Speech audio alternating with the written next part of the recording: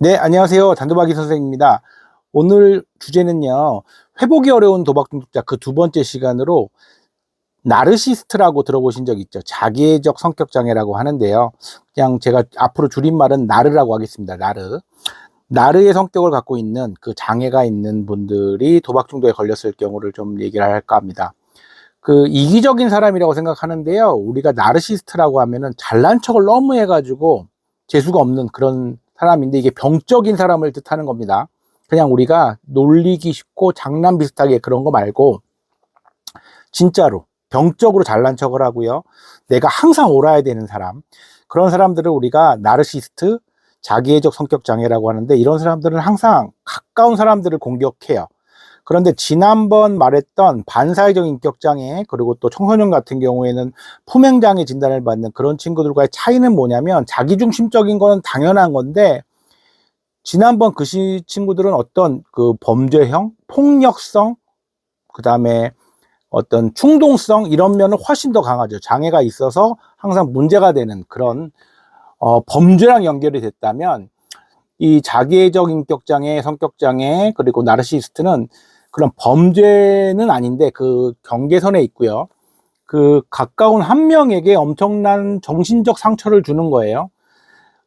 우리가 이론적으로 얘기하자면은 나르시스트들은 자기가 자존감이 약해서 결국은 상대방에게 그 오히려 잘난 척을 하는 그리고 그 약한 대상을 공격해서 그 사람에게 자존감을 뺏어온다.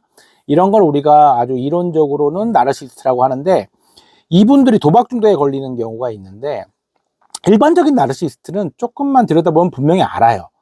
그리고 그만한 이유들이 분명히 있습니다. 이론적으로는 어렸을 때 학대를 받았거나 제일 큰 이유는 유전적인 이 병도 유전이 가장 큰 병이거든요. 부모가 나르시스트다 그러면은 이제 자녀도 당연히 그 나르시스트인 경우들이 많고요.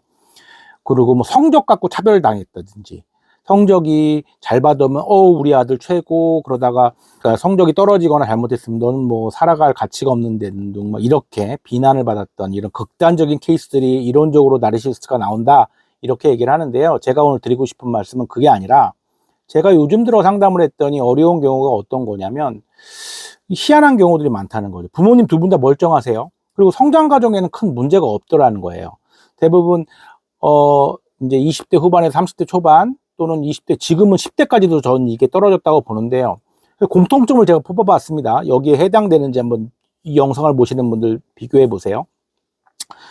중고등학교 시절에 큰 문제가 없습니다. 반사회적 인격장애 지난번에 얘기했던 어떤 뭐 품행장애 이런 친구들은요, 뭐 술, 담배, 학교 폭력 아니면 도벽 이런 것들이 그 중고나라 사기 이런 게 그 어릴 때 이미 발생을 해서 우리가 누구나 봐도 반사회적인 성향을 갖고 있다. 사회가 만들어 놓은 그 틀을 깨니까요. 그런데 이 친구들은 그런 게 없어요.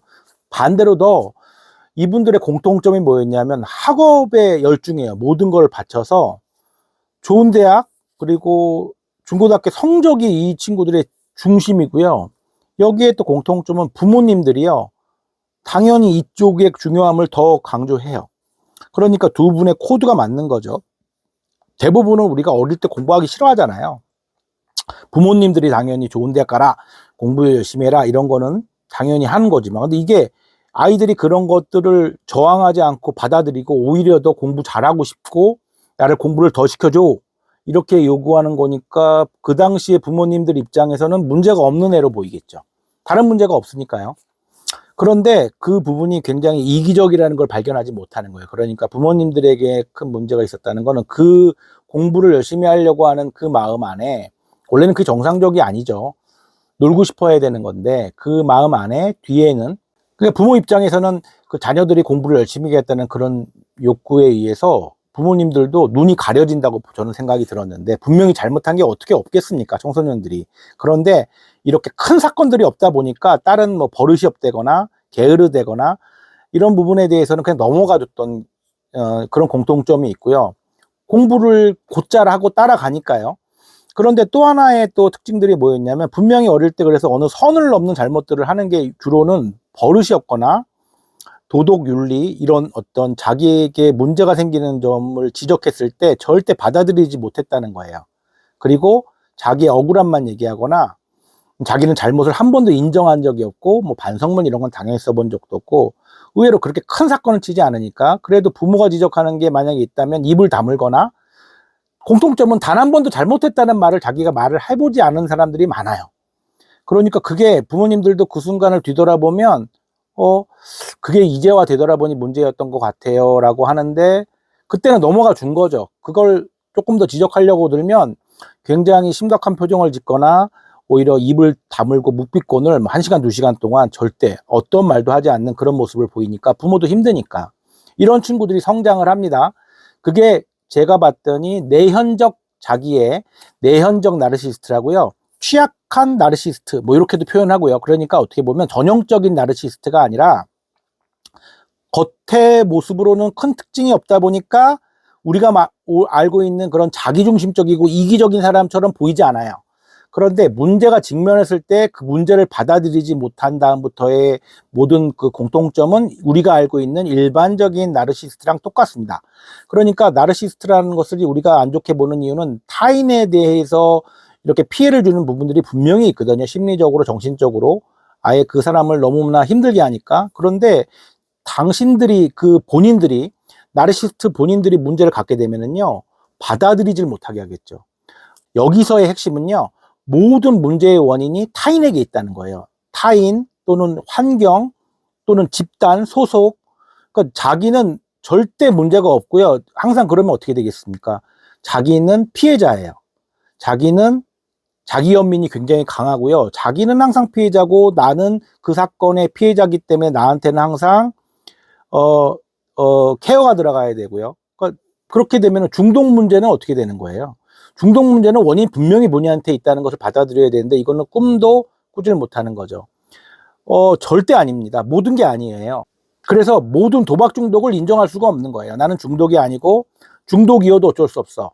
중독은 병이라며 그러면 나를 끝까지 케어해 줘야지. 이런 문제들로 접근을 하다 보니까 그런 도박 중독이 일반적으로 있는 분들처럼 상담을 찾아오거나 단도박 모임을 찾아오는 분들과는 전혀 다른 양상을 보이죠. 또 이런 모습도 보입니다. 단도박을 잘하면요 또 얼마든지 자기 자랑거리가 돼요. 내 단도박이. 그러니까 그쵸. 그러다가 재발을 하거나 뭐가 단도박 모임에서 나에게 부정적인 영향을 주면 그 집단을 비난하거나 모든 게 틀어집니다.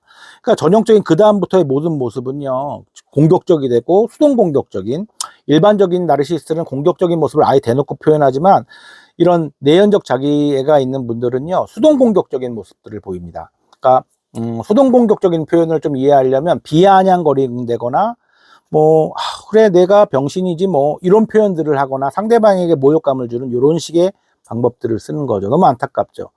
그런데 제가 여기서 또 힘든 점을 뭐냐면 이분들의 성장 과정에서 딱 하나의 문제점은 과잉보호 외에는 우리가 알고 있는 교과서적인 내용들, 그러니까 학대를 받았거나 어떤 문제 과정의 성장 이런 것은 전혀 아니라는 거예요. 그러니까 우리가 소위 말하는 나르시스트들은 기본적인 자존감에 받쳐주지 못하기 때문에 오히려 더 공격적인 성향이라고 보면 되거든요. 그러니까 제가 자주 쓰는 표현인데 몸집이 작은 강아지들, 내가 불안하거나 이래서 더 막 짖고 공격적인 모습을 보이는 그런 모습이나 마찬가지라는 거죠. 진정이 돼야 되는데 이러면 내 어떤 상담사나 어떤 멘토들의 조언이 나에게는 문제를 지적하거나 공격으로 받아들인다는 거예요. 널 도와준다는 거예요. 그러니까 나는 문제가 없기 때문에 누군가가 도와주려고 하면 이런 문제를 지적하지 않고요. 전적인 100% 도움만 줘야 된다는 거예요. 조건 없이.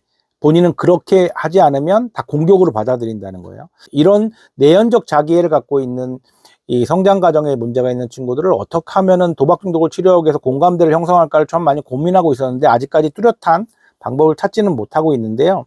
제가 예전에 되게 감명 깊게 읽은 책이 하나 있습니다. 우리 부모님들에게 권유했고 제 단도박 이 선생 유튜브에도 있는 영상인데요.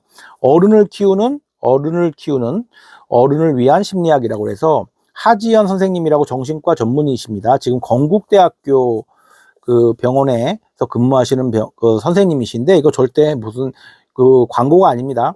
제가 읽어서 핵심은 도박 중독과는 관련이 없지만 제가 주장하는 바랑 너무 똑같은 내용이 많아서 과거에 한 몇 개월 전에 작년쯤에 추천을 했던 도서입니다. 저희 그 단도박 이 선생을 이용하고 있는 그 부모님들에게는 다 권해드렸던 그런 책인데요.